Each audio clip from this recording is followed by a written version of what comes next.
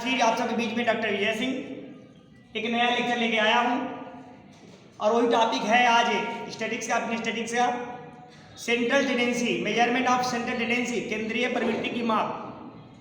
दोस्तों मित्रों, जैसा कि हम सब आप जानते हैं कि सांख्यिकी में आंकड़े बिखरे हुए होते हैं, उन आंकड़ों का मेजरमेंट करना, नाप तोल करना बड़ा दिवसत्व होता है। आज हम उसी पर चर्चा करेंगे कि केंद्रीय प्रवृत्ति की माप क्या है, what is the mean of central tendency. अब आपको इसको समझने के लिए पहले जनरल सी है, जब समझ लीजिए कि ये केंद्रीय प्रवृत्ति की माप होता है क्या। समझ लीजिए कि ये सेंटर है, क्या है, ये सेंटर है, क्या है, ये मान लीजिए सेंटर है, ठीक है ना, ये बिंदु सेंटर है और यहां पर बहुत सारे फिगर्स बिखरे हुए हैं, 6, 3, 5, 4, 2, 9, 8। अब इस सेंटर में के आजू बाजू बहुत सारे फिगर, आंकड़े बिखरे हुए होते हैं, फैले हुए होते हैं।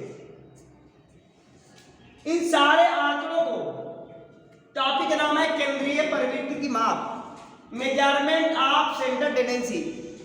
मेजरमेंट ऑफ माप, किसका माप, सेंटर का।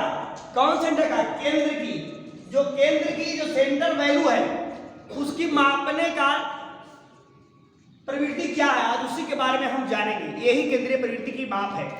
वह पदमूल जो बिखरे हुए पदों की सही माप जो करता है या जिसमें करने की प्रवृत्ति होती है, that is known as central tendency. उसे हम क्या बोलते हैं, केंद्रीय प्रवृत्ति कहते हैं। और केंद्रीय प्रवृत्ति जब इसके मापने की विधि होती है उसको हम केंद्रीय प्रवृत्ति की माप। सिंपल सी बात है कि केंद्रीय प्रवृत्ति की माप को मेजरमेंट करने के लिए यहाँ पर बहुत सारे रूल्स हैं, लेकिन यहाँ 3 फार्मूले या 3 थॉट ज्यादा सकार है, सफल होते हैं। उसमें 3 है, मीन, मीडियन, मोड। क्या क्या है, मीन, Mean, मीन मतलब होते हैं माध्य,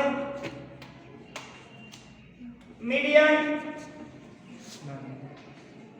इसको बोलते हैं माध्यिका, और थर्ड है मोड, बहुलक।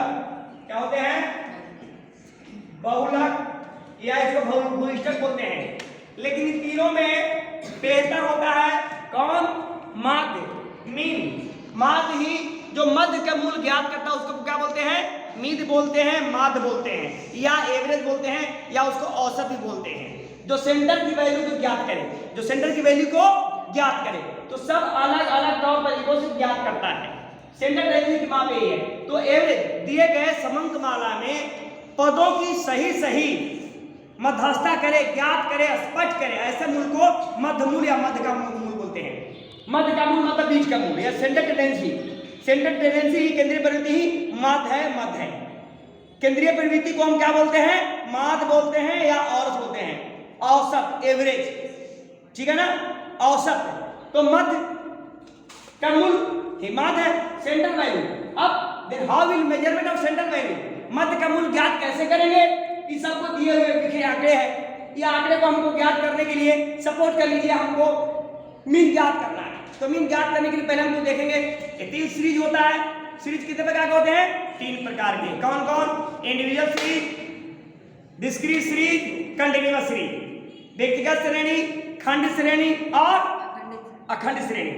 अब इसको हमको दिया हुआ सपोज के लिए पदमूल दिया हुआ है x मतलब root value, x means root value दिया हुआ है, कितना है, 3, 3, 2, 5, 6, 8, 9 दिया हुआ है ना। अब ये दिया हुआ है तो इसको जोड़ लेंगे, क्या बोलेंगे, सिग्मा x पद है, रूट वैल्यू है। अब पदों की संख्या को जोड़ें, सिग्मा x इक्वल टू कितना होगा, सबको जोड़िए, 9 8 17, 17 6 24 23 और 5 28 और 2 30 और 3 33 और 33 हुआ। अब इसको अगर हमको इसको मीन के माध्यम से निकालना है तो मीन का मतलब सिंबल होता है x बार। क्या है? x bar is symbol of mean. x बार निकालने क्या करेंगे कि सिग्मा x अपान n, सिग्मा x अपान n का टोटल नंबर ऑफ आइटम, पदों की संख्या, टोटल नंबर ऑफ आइटम, पदों की संख्या, और सिग्मा x समेशन ऑफ कुल पदों का योग। तो कितना हुआ? 33 बटा 1 2 3 4 5 6 इक्वल टू व्हाट? कितना आएगा? 6 पचे 30, 6 पचे 5.3 हो गया, 30 हो गया ना, 33 और 6 पचे 5.5 यही होगा ना। इसलिए x बार इक्वल टू कितना होगा? 5.5। इसके माध्यम से निकालते हैं तो हमको केंद्रीय प्रवृत्ति की माप आती है।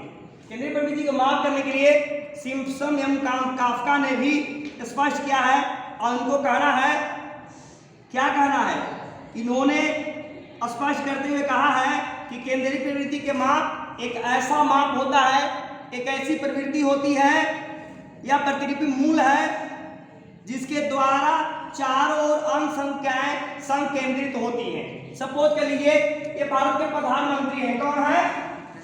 सपोज कीजिए पीएम ऑफ इंडिया भारत के प्रधानमंत्री हैं और बहुत सारे फिगर मतलब मंत्रालय है। क्या है? मंत्रालय। हर पद मूल चाहता है कि इसके नजदीक रहे, इसके नजदीक रहे। समझ में आ रहा है कि नहीं? जो ज्यादा नजदीक होगा वो उसका ज्यादा फायदा होता है। तो सेंट्रल वैल्यू, तो इसके चारों तरफ बहुत सारे, एक ऐसा मूल जिसके चारों तरफ बहुत सारे क्रियाएं घूमते रहते हैं। अब इसका मीन के माध्यम से अगर निकालेंगे तो मीन वैल्यू कितना होगा? 5.5। मीन के माध्यम से निकालेंगे, मीडियन के माध्यम से निकालेंगे तो अलग होगा और मोड के माध्यम से निकालेंगे तो अलग होगा। अब मीन के फॉर्मूला क्या होगा?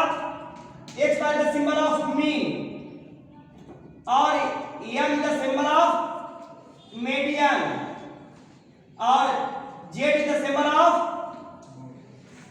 मोड। अब तीनों से हम बारी बारी करके इसको ज्ञात करते हैं सेंट्रल टेंडेंसी। अब ये देखना हमें है कि जो पदमूल है किस सीरीज में है, इंडिविजुअल सीरीज में है, डिस्क्रीट सीरीज में है या कंटीन्यूअस सीरीज में है। इसको भी निकालने के दो तरीका, डायरेक्ट मेथड और शॉर्टकट मेथड, प्रत्यक्ष विधि और लघुरीत। अब प्रत्यक्ष नहीं बल्कि लघुरीत बोलते हैं। तो इस हिसाब से हम आप दोनों को ज्ञात करने का प्रयास करते हैं। डायरेक्ट मेथड से ही होगा। इनडायरेक्ट मेथड से किसी को हम मध्यमूल मान लेते हैं, किसी को मीन मान लेते हैं कि सपोज दैट एज्यूम करते हैं कि इसमें से कोई मीन होगा और उसको रखने के बाद हम एक दूसरे को घटाते चले जाते हैं। तो इस प्रकार सेंटर वैल्यू ज्ञात करते हैं। Thank you. ये अगले चक्कर में हम पुनः इसको हम रिपीट करेंगे। तब तक के थैंक यू, धन्यवाद। यदि आपको ये मेरा वीडियो अच्छा लगा तो आप इसको लाइक करें, सब्सक्राइब करें। थैंक यू, धन्यवाद।